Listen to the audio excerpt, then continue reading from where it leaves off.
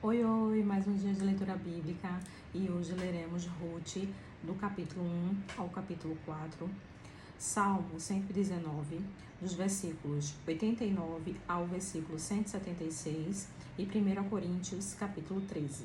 Amém? Antes de iniciar, faz uma oração, fala com o Senhor, pede discernimento para poder compreender a palavra. Amém? Vamos lá?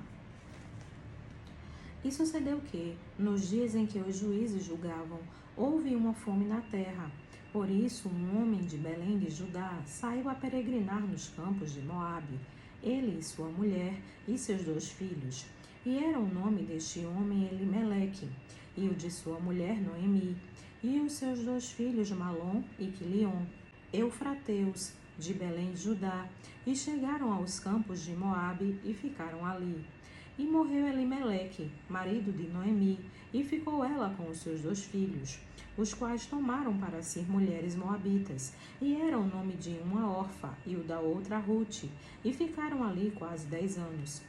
E morreram também ambos, Malom e Quilion, ficando assim a mulher desamparada dos seus 2 filhos e de seu marido.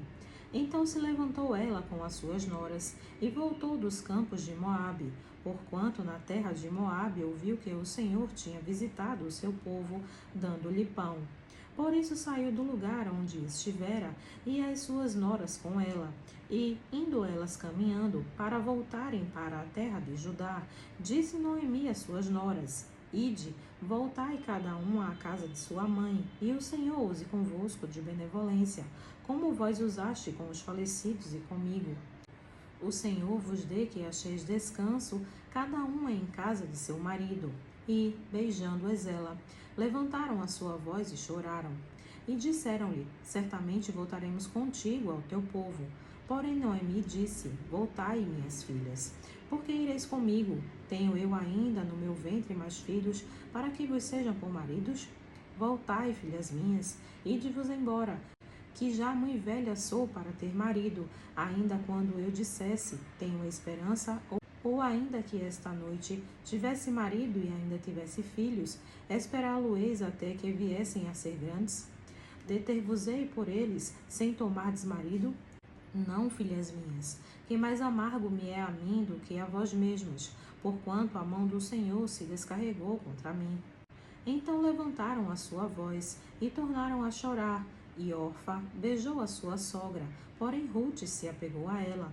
Por isso disse Noemi: Eis que voltou tua cunhada ao teu povo e aos teus deuses. Volta tu também após tua cunhada. Disse, porém, Ruth: Não me instes para que te abandone e deixe de seguir-te, porque aonde quer que tu fores, irei eu, e onde quer que pousares, ali pousarei eu. O teu povo é o meu povo, o teu Deus é o meu Deus. Onde quer que morreres, morrerei eu, e ali serei sepultada. Faça-me assim o Senhor, e outro tanto, se outra coisa que não seja a morte me separar de ti. Vendo Noemi que de todo estava resolvida a ir com ela, deixou de lhe falar. Assim, pois, foram-se ambas, até que chegaram a Belém. E sucedeu que, entrando elas em Belém, toda a cidade se comoveu por causa delas, e diziam: Não é esta Noemi? Porém ela lhes dizia: Não me chames Noemi, chamai-me Mara, porque grande amargura me tem dado o Todo-Poderoso. Cheia a partir, porém vazia o Senhor me fez tornar. Porque, pois, me chamareis Noemi? O Senhor testifica contra mim, e o Todo-Poderoso me tem feito mal. Assim Noemi voltou, e com ela Ruth, a Moabita, sua nora, que veio dos campos de Moabe, e chegaram a Belém, no princípio da colheita das cevadas. Ruth, capítulo 2. E tinha Noemi um parente de seu marido, homem valente e poderoso, da família de Elimeleque, e era o seu nome Boaz. E Ruth, a Moabita, disse a Noemi: Deixa-me ir ao campo, e apanharei espigas atrás daquele em cujos olhos eu achar graça. E ela disse: Vai, minha filha. Foi, pois, e chegou, e apanhava espigas no campo após os segadores. E caiu-lhe em sorte uma parte do campo de Boaz, e era da família de Elimeleque. E eis que Boaz veio de Belém, e disse aos segadores: O Senhor seja conosco. E disseram-lhe eles: O Senhor te abençoe. Depois disse Boaz a seu moço, que estava posto sobre os segadores: quem é esta moça? E respondeu o moço, que estava posto sobre os segadores, e disse: esta é a moça moabita que voltou com Noemi dos campos de Moabe. Disse-me ela: deixa-me colher espigas e ajuntá-las entre as gavelas após os segadores. Assim ela veio, e desde pela manhã está aqui até agora, a não ser um pouco que esteve sentada em casa. Então disse Boaz a Rute: ouve, minha filha, não vais colher em outro campo, nem tampouco passes daqui, porém aqui ficarás com as minhas moças. Os teus olhos estarão atentos no campo que cegarem, e irás após elas. Não dei ordem aos moços que não te molestem? Tendo tu sede, vai aos vasos, e bebe do que os moços tirarem.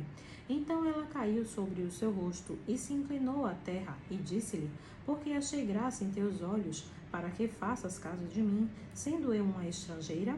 E respondeu Boaz, e disse-lhe: bem se me contou quando fizeste a tua sogra, depois da morte de teu marido, e deixaste a teu pai e a tua mãe, e a terra onde nasceste, e vieste para um povo que antes não conheceste. O Senhor retribua o teu feito, e te seja concedido pleno galardão da parte do Senhor, Deus de Israel, sob cujas asas te vieste abrigar. E disse ela: achei eu graça em teus olhos, Senhor meu, pois me consolaste e falaste ao coração da tua serva, não sendo eu ainda como uma das tuas criadas. E, sendo já hora de comer, disse-lhe Boaz: achega-te aqui, e come do pão, e molha o teu bocado no vinagre. E ela se assentou ao lado dos segadores, e ele lhe deu do trigo tostado, e comeu, e se fartou, e ainda lhe sobejou. E, levantando-se ela a colher, Boaz deu ordem aos seus moços, dizendo: até entre as gavelas deixai-a colher, e não a censureis.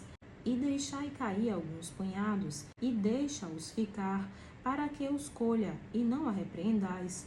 E esteve ela apanhando naquele campo até a tarde, e debulhou o que apanhou, e foi quase uma efa de cevada. E tomou, e veio à cidade, e viu sua sogra o que tinha apanhado. Também tirou, e deu-lhe o que sobejava depois de fartar-se. Então disse-lhe sua sogra: onde colheste hoje, e onde trabalhaste? Bendito seja aquele que te reconheceu. E relatou a sua sogra com quem tinha trabalhado, e disse: o nome do homem com quem hoje trabalhei é Boaz. Então Noemi disse à sua nora: bendito seja ele do Senhor, que ainda não tem deixado a sua beneficência nem para com os vivos, nem para com os mortos. Disse-lhe mais Noemi: este homem é nosso parente chegado, e um dentre os nossos remidores. E disse Rute, a moabita: também ainda me disse: com os moços que tenho te ajuntarás, até que acabem toda a cega que tenho. E disse Noemi a Rute, sua nora: melhor é, filha minha, que saias com as suas moças, para que noutro campo não te encontrem. Assim, ajuntou-se com as moças de Boaz, para colher até que a cega das cevadas e dos trigos se acabou, e ficou com a sua sogra. Rute, capítulo 3. E disse-lhe Noemi sua sogra: minha filha, não hei de buscar descanso, para que fiques bem? Ora, pois, não é Boaz, com cujas moças estivestes, de nossa parentela? Eis que esta noite padejará a cevada na eira. Lava-te, pois, e unge-te, e veste os teus vestidos, e desce a eira. Porém, não te deis a conhecer ao homem, até que tenha acabado de comer e beber. E há de ser que, quando ele se deitar, notarás o lugar em que se deitar. Então entrarás, e descobrir-se-lhe-ás os pés, e te deitarás, e ele te fará saber o que deves fazer. E ela lhe disse: tudo quanto me disseres farei. Então foi para a eira, e fez conforme a tudo quanto sua sogra lhe tinha ordenado.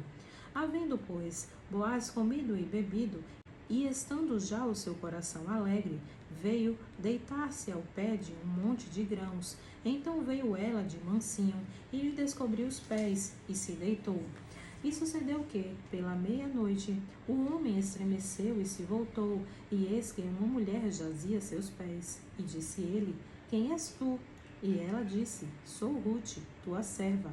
Estende, pois, tua capa sobre a tua serva, porque tu és o remidor. E disse ele: bendita sejas tu do Senhor, minha filha. Melhor fizeste esta tua última benevolência do que a primeira, pois após nenhum dos jovens foste, quer pobre, quer rico. Agora, pois, minha filha, não temas, tudo quanto disseste te farei, pois toda a cidade do meu povo sabe que és mulher virtuosa. Porém, agora é verdade que eu sou remidor, mas ainda há outro remidor há mais chegado do que eu. Fica-te aqui esta noite, e será que, pela manhã, se ele te redimir, bem está, que te redima. Porém, se não quiser te redimir, vive o Senhor que eu te redimirei. Deita-te aqui até amanhã. Ficou-se, pois, deitada a seus pés até pela manhã, e levantou-se antes que pudesse um conhecer o outro, porquanto ele disse: não se saiba que alguma mulher veio à eira. Disse mais: dai-me a capa que tens sobre ti, e segura. E ela a segurou. E ele mediu 6 medidas de cevada, e lhes pôs em cima. Então foi para a cidade. E foi a sua sogra que lhe disse: como foi, minha filha? E ela lhe contou tudo quanto aquele homem lhe fizera. Disse mais: estas 6 medidas de cevada me deu, porque me disse: não vais vazia a tua sogra. Então disse ela: espera, minha filha, até que saibas como irá o caso, porque aquele homem não descansará até que conclua hoje este negócio. Rute, capítulo 4. E Boaz subiu à porta e assentou-se ali. E eis que o remidor que Boaz tinha falado ia passando, e disse-lhe: ó fulano, vem cá, assenta-te aqui. E desviou-se para ali e assentou-se. Então tomou 10 homens dos anciãos da cidade e disse: assentai-vos aqui. E assentaram-se. Então disse ao remidor: aquela parte da terra que foi de Elimeleque, nosso irmão, Noemi, que tornou da terra dos Moabitas, está vendendo. E eu resolvi informar-te disso e dizer-te: compra diante dos habitantes e diante dos anciãos do meu povo. Se a hás de redimir, redime-a. E se não a houveres de redimir, declara-mo, para que eu saiba. Pois outro não há senão tu que a redima, e eu depois de ti. Então disse ele: eu a redimirei. Disse, porém, Boaz: num dia em que comprares a terra da mão de Noemi, também a comprarás da mão de Rute, a Moabita, mulher do falecido, para suscitar o nome do falecido sobre a sua herança. Então disse o remidor: para mim não a poderei redimir, para que não prejudique a minha herança. Toma para ti o meu direito de remissão, porque eu não a poderei redimir. Havia, pois, já de muito tempo, este costume em Israel, quanto à remissão e permuta. Para confirmar todo o negócio, o homem descalçava o sapato e o dava ao seu próximo, e isto era por testemunho em Israel. Disse, pois, o remidor a Boaz: toma para ti, e descalçou o sapato. Então Boaz disse aos anciãos e a todo o povo: sois hoje testemunha de que tomei tudo quanto foi de Elimeleque e de Quilion e de Malom, da mão de Noemi, e de que também tomo por mulher a Rute, a Moabita, que foi mulher de Malom, para suscitar o nome do falecido sobre a sua herança, para que o nome do falecido não seja desarraigado dentre os seus irmãos e da porta do seu lugar. Disto sois hoje testemunhas. E todo o povo que estava na porta e os anciãos disseram: somos testemunhas. O Senhor faça a esta mulher que entra na tua casa como a Raquel e como a Lia, que ambas edificaram a casa de Israel. E porta-te valorosamente em Efrata, e faze-te nome afamado em Belém. E seja a tua casa como a casa de Pérez, que Tamar deu à luz a Judá, pela descendência que o Senhor te der desta moça. Assim tomou Boaz a Rute, e ela lhe foi por mulher, e ele a possuiu, e o Senhor lhe fez conceber, e deu à luz um filho. Então as mulheres disseram a Noemi: bendito seja o Senhor, que não deixou hoje de te dar remidor, e seja o seu nome afamado em Israel. Ele te será por restaurador da alma, e nutrirá a tua velhice, pois tua nora, que te ama, o deu à luz, e ela te é melhor do que 7 filhos. E Noemi tomou o filho e o pôs no seu colo, e foi sua ama. E as vizinhas lhes deram um nome, dizendo: a Noemi nasceu um filho, e deram-lhe o nome de Obed. Este é o pai de Jessé, pai de Davi. Estas são, pois, as gerações de Pérez.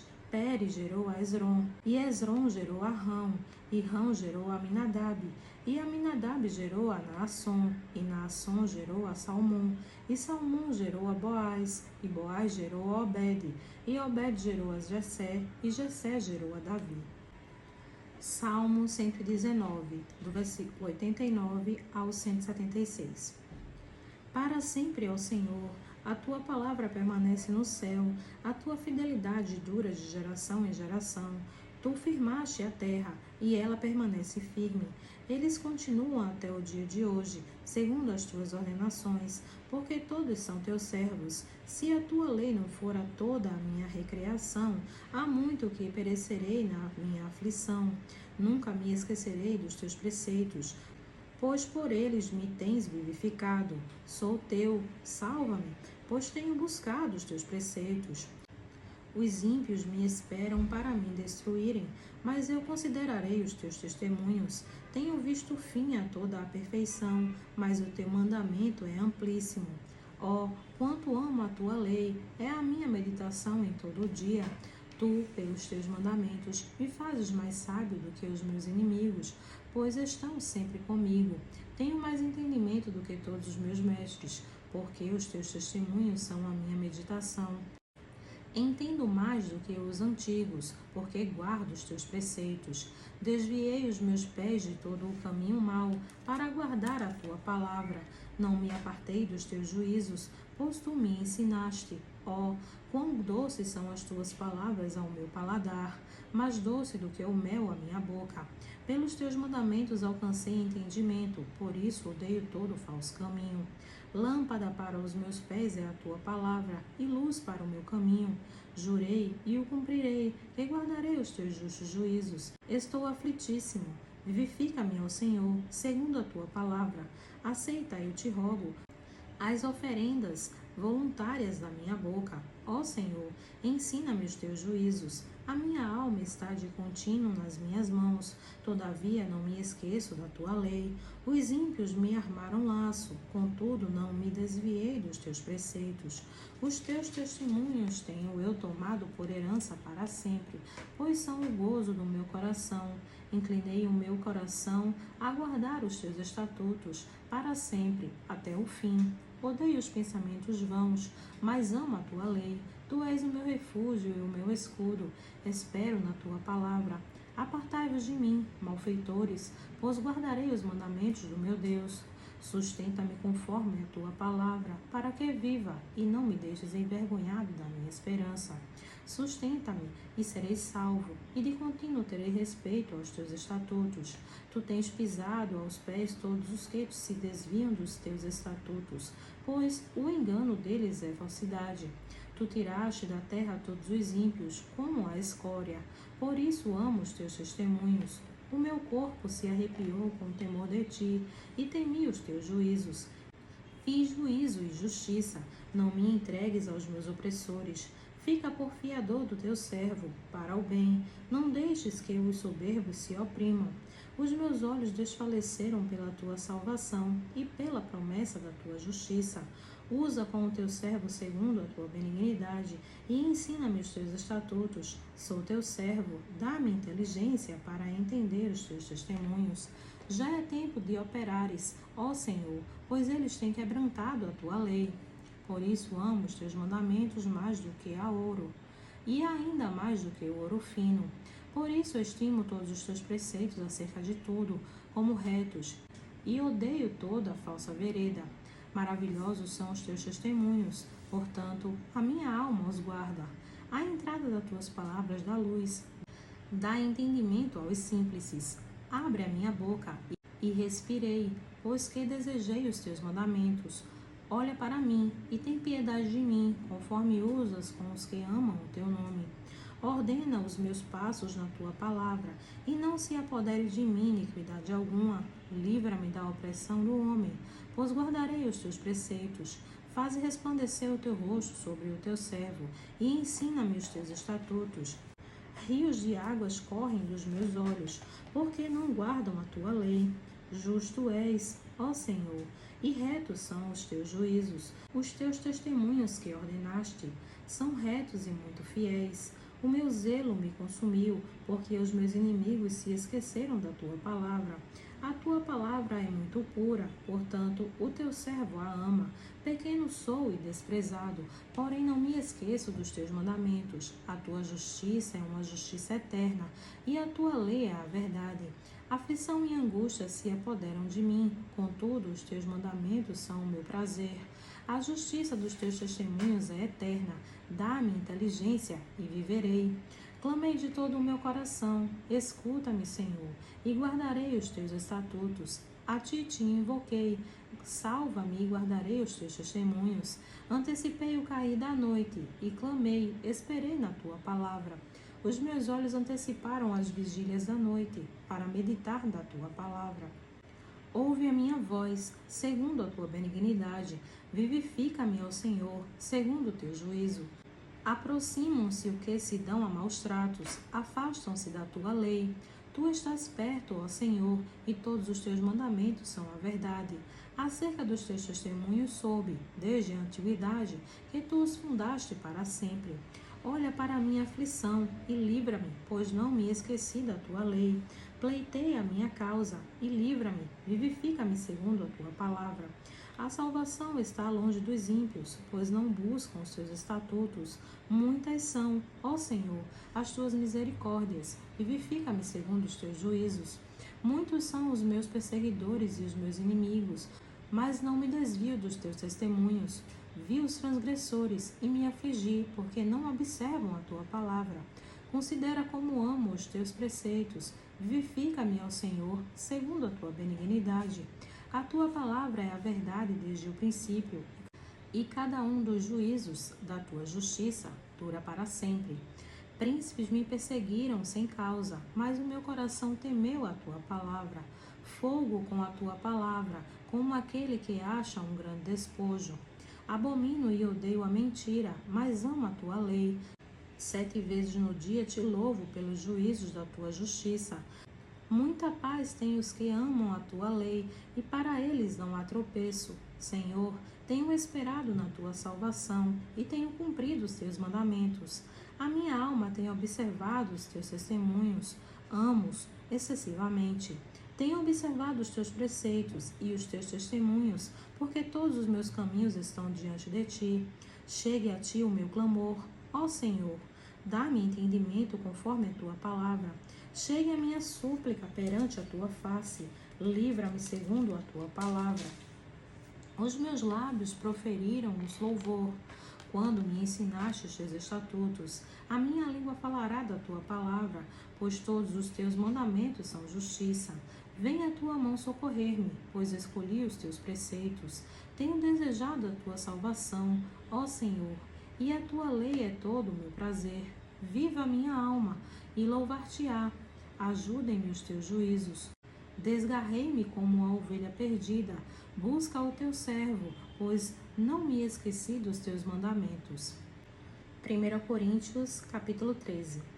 Ainda que eu falasse a língua dos homens e dos anjos, e não tivesse amor, seria como um metal que soa ou como o sino que tine.